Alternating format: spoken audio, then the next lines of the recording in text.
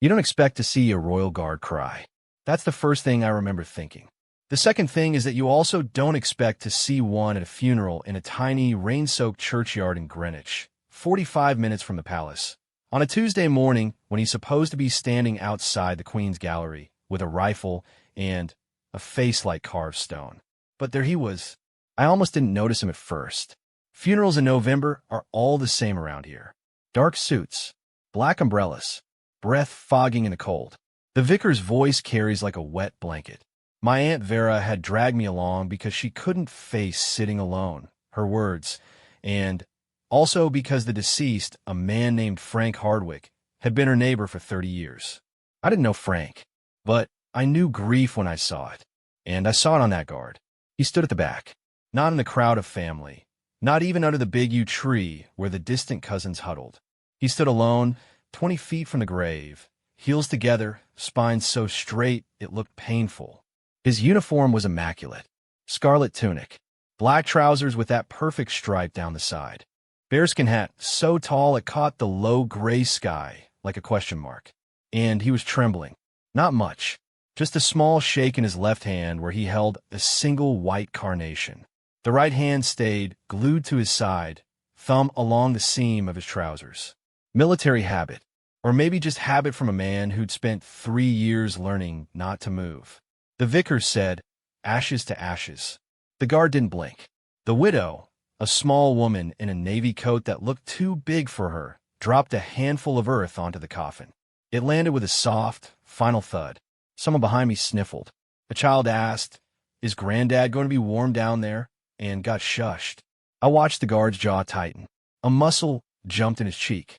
His eyes were red, not from crying yet, but from the kind of held-back tears that burn. He hadn't taken off his uniform. He hadn't even taken off the white gloves. And that's when I understood. He wasn't on leave. He was on duty. Or rather, he was supposed to be. The thought hit me like cold water. Because I knew, everyone in London knows, that the King's Guard doesn't just wander off. They stand. They march. They rotate every 2 hours.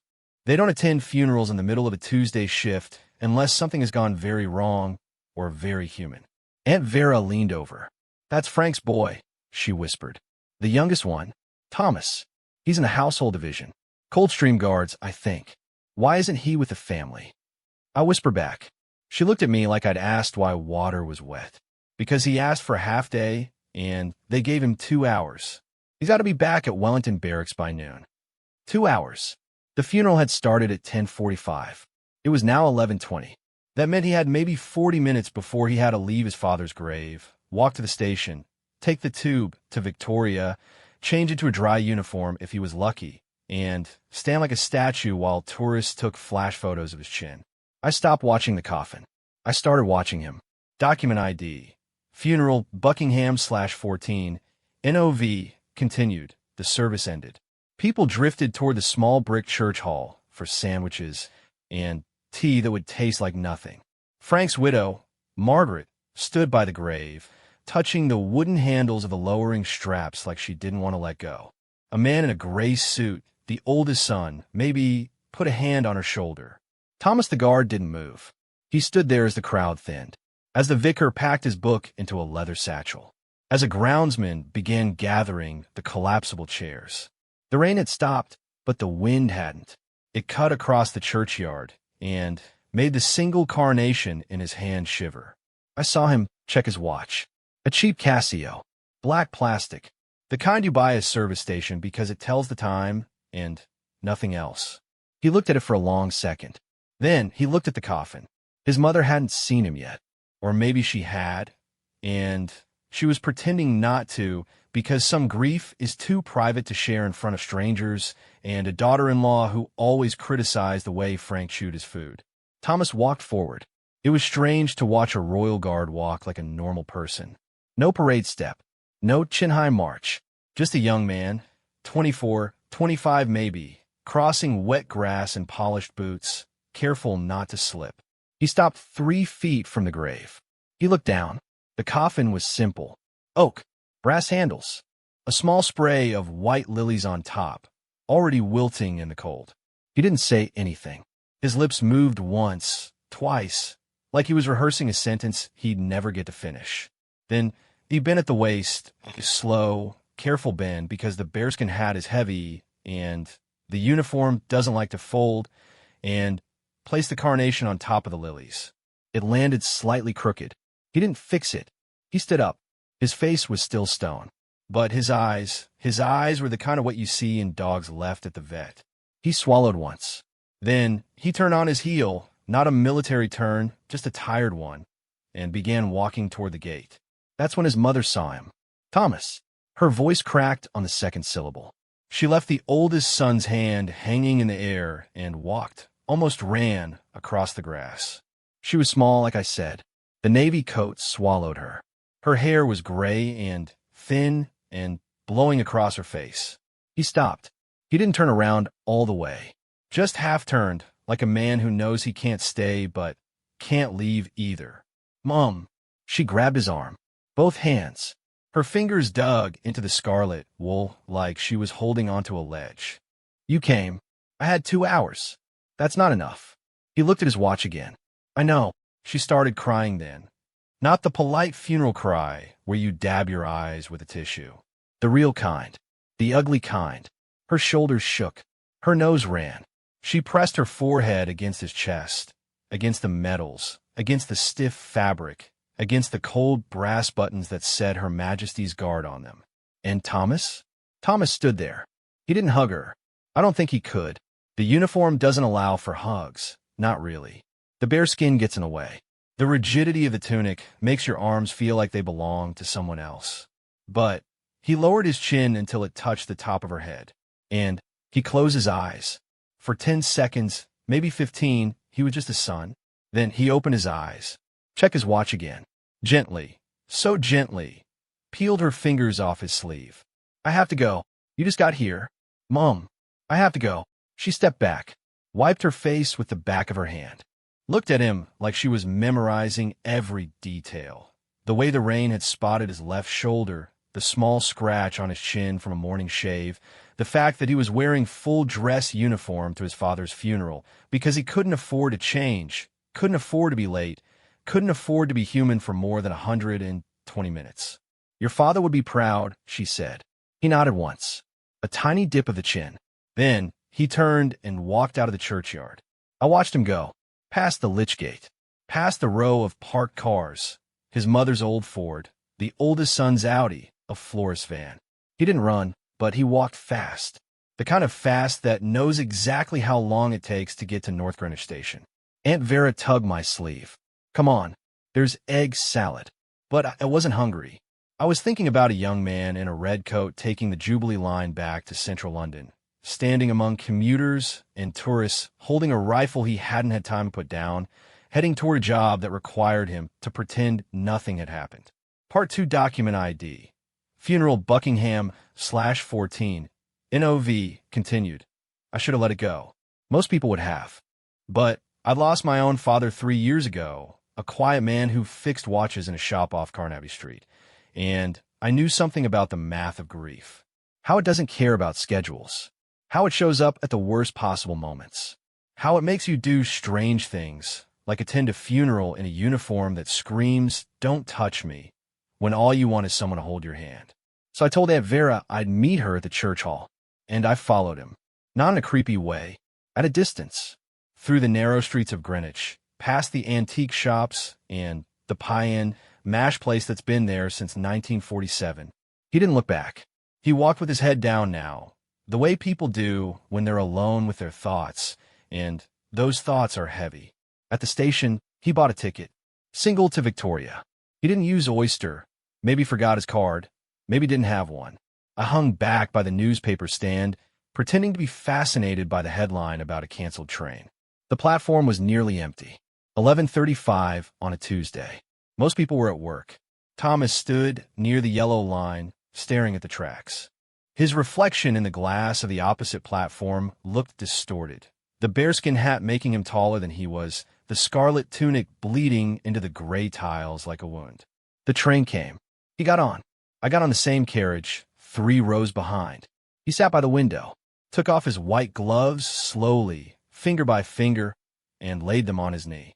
Then He just sat there, watching the tunnels flash past. Every few seconds, he'd touch the left breast of his tunic. Just a light press with his fingertips. I thought maybe he was checking for something. A letter. A photograph. The small, rectangular shape of a folded obituary. At Canary Wharf, a group of school children got on. One of them, a boy about 10, with a backpack shaped like a dinosaur, noticed the uniform. His eyes went wide. "Mom, look! A Real Guard." The mother smiled. "Yes, very exciting. Now sit down." The boy didn't sit. He walked right up to Thomas and stood there, gaping. "Are you going to the palace? Can I have a photo? Do you have a real gun?" Thomas looked at him. And here's the thing about royal guards. You see them in photos, and they look like wax figures. Unmoving, unfeeling.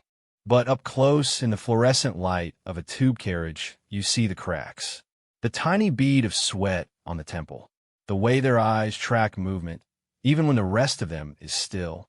Thomas's eyes moved to the boy, held there for a second. Then, he did something I didn't expect. He smiled, just a small one. A tired, sideways thing that barely lifted the corners of his mouth. But it was real. "No photos on the train," he said. His voice was hoarse, like he hadn't used it in hours. "Regulations." The boy deflated. "Oh, but," yes, Thomas added quietly, "I have a real gun." The boy's face lit up again. He ran back to his mother, chattering about bayonets and changing of the guard. Thomas watched him go. Then his smile faded, and he went back to touching his left breast. I realized what he was feeling for. A pocket. Inside the tunic, against his heart, there was a small bulge. Not a phone, too flat. Not a wallet, too soft. A photograph, maybe, or a letter. Or the folded order of service from the funeral, the one with his father's name on it in gold script. Francis John Hardwick, 1958 to 2024. Document ID. Funeral, Buckingham/14. NOV. Continued. Victoria Station at 11:52. He was cutting it close. He moved differently now. Faster. Sharper. The tired sun was gone, and the soldier was waking up. He wove through the crowds without touching anyone. A skill that takes years to learn, and headed for the exit. I followed, keeping a pillar or a newsagent between us. Outside, the rain had started again. Not heavy, just that miserable London drizzle that soaks you before you notice. Thomas didn't put up a hood. He didn't have one. The bearskin hat does not accommodate rain protection. He walked through it like it wasn't there. Buckingham Palace is 12 minutes from Victoria Station if you walk fast. He walked fast, past the Grosvenor Hotel, past the zebra crossing where the Beatles once took a photo, past the tourists huddled under awnings, eating soggy pasties and pointing at the black cabs. He didn't look at any of it. His eyes were fixed on the clock tower of the palace, not Big Ben, the other one, and his jaw was set in a way that said, "I will not be late." At 11:58, he reached the side gate of Wellington Barracks. A guard in a gray overcoat stood there. Not ceremonial, real security. He nodded at Thomas. "You've got 2 minutes, Hardwick." "Yes, Sergeant." "Your relief is waiting." "Yes, Sergeant." Thomas slipped through the gate. I stood across the road, pretending to check my phone, rain dripping off my collar. Through the bars, I could see him cross a small courtyard, enter a low brick building, and disappear. I waited. For minutes later, he came back out. And here's the thing that broke me. He was different, not in a big way. Same height, same uniform, same rifle slung over his shoulder. But something had shifted behind his eyes. The tiredness was still there. You don't bury a parent and then stand post 2 hours later without some of that leaking through. But there was something else. A wall. A door that had closed. He was on duty now. He walked to the palace grounds with a new stride. Measured. Precise. Each step exactly the same length. His face smoothed out until it looked like a mask. Not angry, not sad, just blank. The way you learn to do when you're paid to be a symbol instead of a person. I followed at a distance, keeping to the edge of the crowd. There were maybe 40 tourists, despite the rain. Japanese families. American couples. A school group from Manchester. They stood behind the barriers, cameras ready, waiting for the changing of the guard that wouldn't happen for another hour. Thomas took his position outside the Queen's Gallery. He stood on the red-painted box, the one they used to mark the exact spot, and faced forward. The rifle went to his shoulder. The bearskin hat sat straight. His left hand rested on the weapon. His right hand hung at his side, thumb along the seam of his trousers. He didn't move. A little girl asked her father, "Is he dead?" The father laughed. "No, sweetheart. He's just very good at his job." The girl stared at Thomas for a long time. Then she waved. "Hello, soldier." No response. Not even a blink. The girl frowned. "Daddy, he's rude." But he wasn't rude. He was just doing what he'd been trained to do. What he'd signed up for. What he'd chosen 3 years ago when he'd walked away from his father's watch repair shop and into a recruiting office. I stood in the rain for 20 minutes, watching him. A tourist got too close. A man in a red hoodie, trying to take a selfie from an angle that put him inside the barrier. Thomas didn't shout, didn't move, just shifted his eyes, a tiny, almost invisible movement, and the man stepped back. That's the thing about guards. They don't need to speak. Their stillness is louder than any warning. At 12:30, the rain stopped. A thin slice of sun broke through the clouds, hitting the gold leaf on the palace gates. The tourists cheered. Someone's phone played a tinny version of God Save the King. A pigeon landed 3 feet from Thomas's boots and pecked at a discarded crisp. He didn't look at any of it, but I was close enough to see his left hand, the one resting on the rifle. His fingers were moving, just a little, tapping a rhythm against the wood of the stock. Slow, deliberate. It took me a minute to recognize it. A waltz. His father's funeral had ended with a waltz. Something old, something with strings. The kind of music you play when you want to remind people that life keeps spinning even when yours has stopped. He was tapping it against his rifle. Right there, in front of the palace. In front of 40 tourists and a school group from Manchester and a woman who'd followed him from a grave in Greenwich. And no one noticed. No one but me. Part 3 document ID. Funeral Buckingham/14. NOV continued. I don't know why I stayed. Maybe because I couldn't look away. Maybe because I'd been that person once, standing at attention while the world fell apart inside me. My father had died on a Tuesday, too. A stroke. Sudden. No levice. I'd gone back to work the next day because I didn't know what else to do, and I'd spent 8 hours pretending to care about spreadsheets while my chest felt like it was caving in. Thomas was doing the same thing, just with a bigger audience. At 1:15, a relief guard arrived. Another young man in scarlet, same bearskin, same rifle. They went through the ritual, the march, the handover, the silent exchange of positions. Tourists filmed it. A man with a vlogging camera narrated in a loud whisper. And now the new guard is taking over. Absolutely fascinating. You can see the discipline, the precision. Thomas stepped off the red box. For a second, just a second, his shoulders dropped. The wall cracked. He looked suddenly young. Younger than 25, younger than a man who just buried his father should look. He blinked twice, fast, like he was clearing something from his eyes. Then the wall went back up. He marched toward the side gate, back to Wellington Barracks.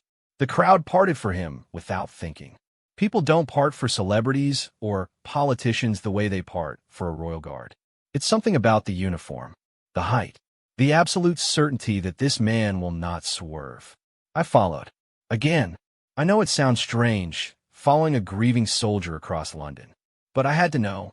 I had to see what happened when no one was watching. At the gate, the same sergeant stopped him. Hardwick. A word. Thomas stopped. Sergeant.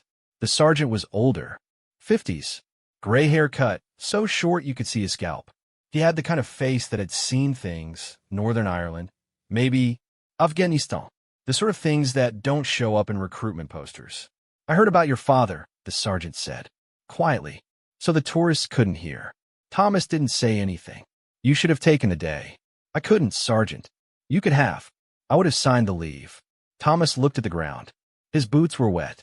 Mud from the churchyard still clung to the edges. He wouldn't have wanted me to miss duty. The sergeant was quiet for a long moment. Then, he did something I didn't expect. He reached out and straightened the medal on Thomas's left breast, the one that had gone slightly crooked during the handover. He raised a good soldier, the sergeant said. Now go inside. Change out of that wet uniform. And call your mother. Thomas nodded. Once. Then he walked through the gate, across the courtyard, and into the low brick building. The sergeant watched him go. Then he looked in my direction, right at me, standing across the street with my collar up and my hands in my pockets, and gave me a look that said, "I know you've been following him, and I understand why, but now you should go home." I went home. Document ID. Funeral Buckingham/14, NOV, final, but I couldn't stop thinking about him. That night, I looked him up. Not stalking, just curiosity. Frank Hardwick's obituary was in the local paper. It mentioned beloved husband of Margaret, father of Stephen, Claire, and Thomas. No mention of Thomas being a guardsman. No mention of the scarlet uniform or the bearskin hat or the 2-hour leave. That wasn't nearly enough. There was a photo. Frank at a barbecue, maybe 10 years ago. He was holding a pair of tongs and laughing at something off camera. He had the same jaw as Thomas, the same way of standing with his weight on his back foot. I stared at that photo for a long time. Then I went to the comments section. I know, and found a message from someone named mhardwick62. Probably Margaret. It said, "Thank you all for your kindness." Frank would have loved to see so many faces, especially grateful to our Thomas, who came in his uniform even though he wasn't supposed to. He said duty calls, but I think he just wanted his dad to see him one last time. I closed the laptop, and I thought about what Thomas had done that day. Not the marching, not the standing still, not the rifle or the medals or the immaculate uniform. The thing he'd done that mattered. He'd shown up. He'd stood in the rain at his father's grave. He'd let his mother press her face against his chest. He'd given a small boy a smile on the tube. He'd tapped a waltz against his rifle when no one was watching. And then he'd gone back to work because that's what you do when the world doesn't stop for grief. You keep standing, even when your feet hurt, even when your eyes burn, even when the tourists don't see you as a person, just a prop in a red coat. You stand there on the little red box, and you don't move. Because somewhere, someone is watching. And maybe, just maybe, they need to see that it's possible to keep going.